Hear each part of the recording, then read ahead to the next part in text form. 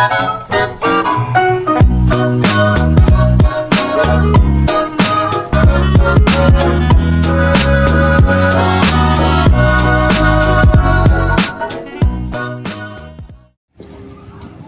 Kak Indro. Itu. Assalamualaikum warahmatullahi wabarakatuh. Kembali lagi bersama kami Podcast Mada, podcast kebanggaan kita semua. Halo semuanya, jadi kali ini kita kedatangan tamu baru nih. Ada yang kenal belum sama kakak yang satu ini? Yaudah deh, kenalan dulu kak. Oke, saya akan memperkenalkan diri. Perkenalkan, nama saya Putra Gilang Ahmad Maulana dari kelas 11-1. Nah, jadi Kak Gilang ini adalah OSIS terpilih tahun periode 2024-2025. Nah, Kak Gilang gimana sih proses dari Kak Gilang baru masuk OSIS sampai Kak Gilang jadi ketua OSIS? Jadi dulu itu awalnya kan saya kan di OSIS SMP. Itu awal-awal itu dulu masuk OSIS di SMP itu gara-gara disuruh orang tua gitu. Jadi emang kayak bukannya dipaksa sih, cuma disuruh, tapi sayanya juga pengen ikut OSIS. Jadi dulu itu sama ayah saya kalau nggak salah itu coba masuk OSIS, enak loh OSIS itu ya. Saya cobain daftar OSIS, ternyata enak banget, seru, dapat pengalaman banyak dan teman banyak. Tapi waktu pertengahan mau kenaikan kelas 2 SMP itu saya sempet kayak mau berhenti gitu OSIS karena apa? Karena capek, kayak gitu-gitu aja dah pokoknya OSIS itu, saya pikir gitu. Ternyata setelah saya dipaksa sama teman-teman juga, sampai hampir dulu itu kelas 2 SMP itu hampir dicalonkan sebagai ketua OSIS SMP, tapi saya nggak mau. Soalnya saya masih kayak belum pantas lah menerima jabatan ketua OSIS itu. Nah, terus setelah setahun lamanya, setelah menjalankan periode kedua di OSIS SMP, ternyata wah tambah seru. Jadi waktu lulus SMP juga kepikiran lagi buat join OSIS SMA. Nah, waktu SMA akhirnya saya join deh ke OSIS. Ternyata ya lebih asik lagi waktu SMA, lebih menantang gitu. Karena kan program kerja udah dipegang sama kita ya, jadi kita sudah membuat konsep, nanti kita tinggal jalanin. Kalau di SMP kan dari pembina yang bikin konsep. Nah, jadi saya kayak pikiran lagi, apa ingin nyalon jadi ketua OSIS aja ya. Ternyata setelah beberapa lama saya niatkan diri mencalon sebagai ketua OSIS.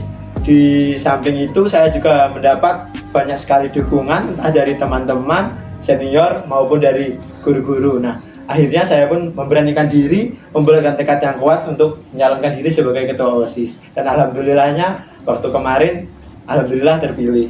Ya. Mudah gak sih Kak jadi pengurus atau jadi ketua OSIS gitu?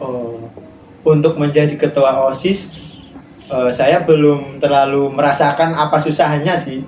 Cuma jadi pengurus OSIS yang masih junior ya mungkin kayak ingin menambah ilmu gitu, mencari ilmu itu sangat penting sekali. Jadi kita harus banyak-banyak nanya ke kakak-kakak senior kita supaya waktu kita jadi senior kita tidak bingung untuk menjalankan organisasi tersebut. Apalagi posisi saya sudah menjadi ketua OSIS. Jadi saya harus banyak-banyak menimba ilmu entah dari alumni, entah dari senior ataupun dari pembina-pembina dan bapak ibu guru.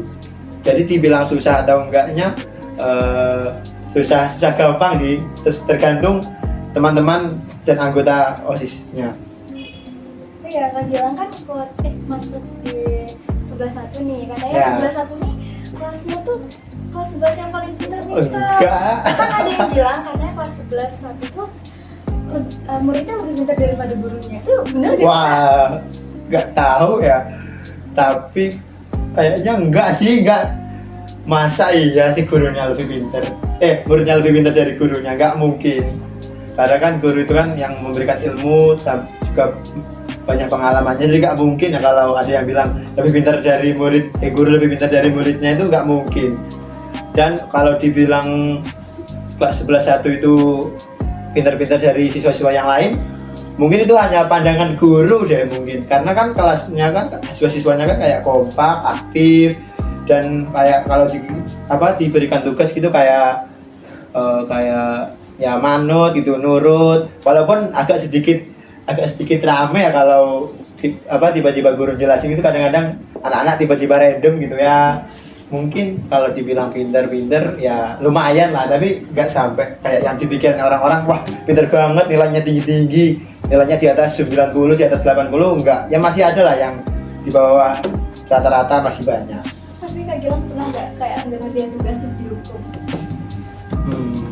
Alhamdulillah selama sekolah di Semanda ini saya nggak pernah, alhamdulillah. Kalau masalah nggak ngerjain tugas terus dihukum itu alhamdulillah nggak pernah. Itu apa namanya, pernah nggak kayak dimarahin orang tua karena kan sering kegiatannya di luar sekolah ya, apalagi OSIS kadang pulangnya sampai sore terus ya gitulah, itu sering nggak dimarahin? Kalau dimarahin orang tua mungkin waktunya pulang sekolah itu kan harusnya kan asar jam 3 itu harus pulang. Itu sedangkan saya kadang hampir maghrib, hampir azan, apalagi sampai nginep-nginep di sekolah kan, itu biasanya kemana aja sih kamu ini, gak balik-balik di sekolah gitu. Ya mesti ada lah ucapan orang tua yang kayak itu, bukan lebih ke marah sih, lebih ke khawatir. Kalau dimarahin sih enggak, malah didukung sama orang tua saya. Cuma orang tua saya itu kan khawatir ke anaknya, apalagi saya anak terakhir. Emang selain OSIS organisasi apa lagi yang dilakukan? Apa ya, kalau organisasi gak ada sih. Mungkin lebih ke ekstra. Apa ekstra? Kayak ekstra panja gitu. Dulu pernah ikut ekstra basket, terus pernah ikut ekstra jurnalis juga. Berarti pernah jadi bagian dari Pernah. Itu pun tapi lewat jalur undangan. Ya, kan aku kan sering kebetulan aku juga megang IG kelas. Ya. Nah itu aku sering ngeliat IG kelasnya sebelah satu, itu banyak yang nyebut katanya Kak Gilang itu tuh mochi-mochi gitu. Itu kenapa sih dia panggil mochi? Aduh, malu. Bukan di mana ya? Kenapa Kak? Itu kan ada salah satu teman saya jualan mochi. Oh iya. Ya itu boleh sebut nama nggak? Boleh sebut nama nggak? Gak apa? Oh, apa? Sebut nama lah. Namanya Nafisa. Tahu, kenal Nafisa? Enggak, tapi pernah dengar. Oh ya, itu kan anaknya itu kan kayak jualan gitu. Tiba-tiba random jualan mochi. Nah, waktu pas kelasnya saya dipakai kan, waktu itu kan kelas saya kan di perpus. Waktu itu saya iseng-iseng deh nyobain gimana sih rasanya. Waktu itu beli 2. Loh, ternyata enak itu mochinya. Terus lama-kelamaan saya sering-sering beli juga. Makanya sama anak-anak itu sampai saya beli 3, beli 4 gitu, kadang sama anak-anak sampai dipanggil mochi gitu, Gilang mochi gitu. Jadi saya kayak malu gitu di kelas dipanggil mochi, apalagi sampai terkenal, anak kamu aja sampai tahu. Ya. Kayak situ kan saya bilang kan ikut LDKS ya. Oh ya, Nah, jelas. aku juga kebetulan ikut sih, cuman LDKS-nya aku ikut Prapasda kan. Kalau Kak Gilang kan ikut OSIS ikut ya. OSIS. Itu kan ada sedikit perbedaan dari perjalanan sehari, terus itu juga Sehari. terus perjalanan malam itu Oh, jerit malam Iya, itu. jerit Oh malam. alah. Ya itu kan Terus dipisah ya. materinya itu kan juga Ya, jelas beda-beda. beda. Itu apa yang kayak mungkin beda? Apa ya, mungkin lebih ke, kalau ke materi mungkin kalau materi mirip-mirip lah sama pramuka sama prapasda, itu mirip-mirip.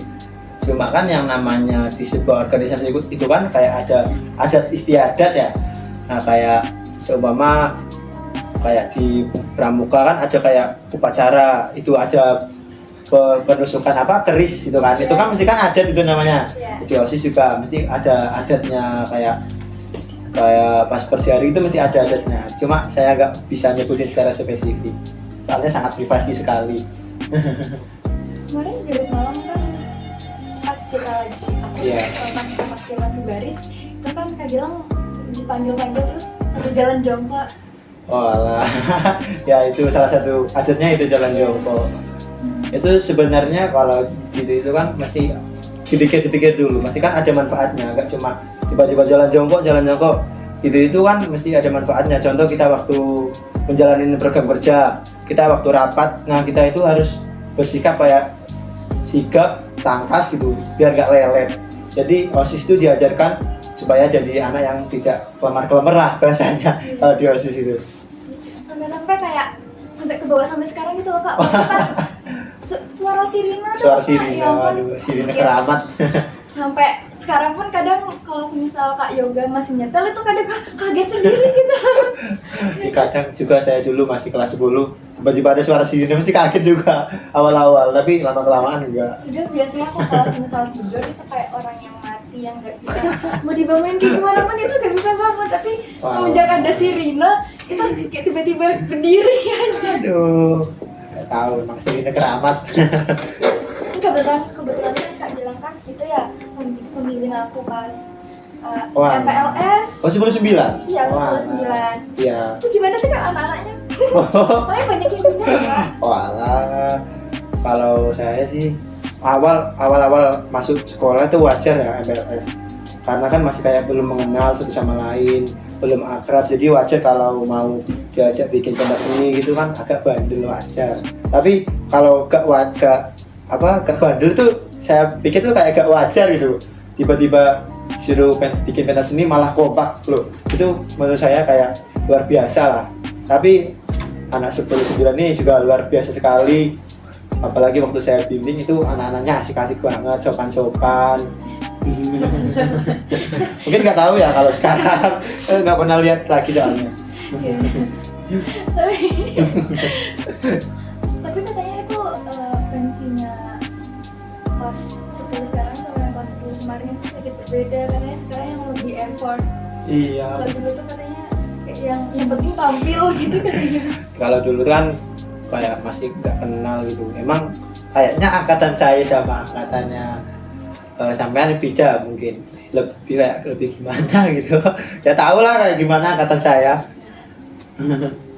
Kayak lebih kalau ada apa-apa lebih kayak harus dipaksa dulu baru ngikut. Kalau disuruh-suruh kayak males ya, bukan males sih, cuma kayak gimana, introvert. Terima kasih ya Kak Gilang sudah Oh. disempatkan Mas podcast di sini. Iya, sama-sama. Assalamualaikum warahmatullahi wabarakatuh.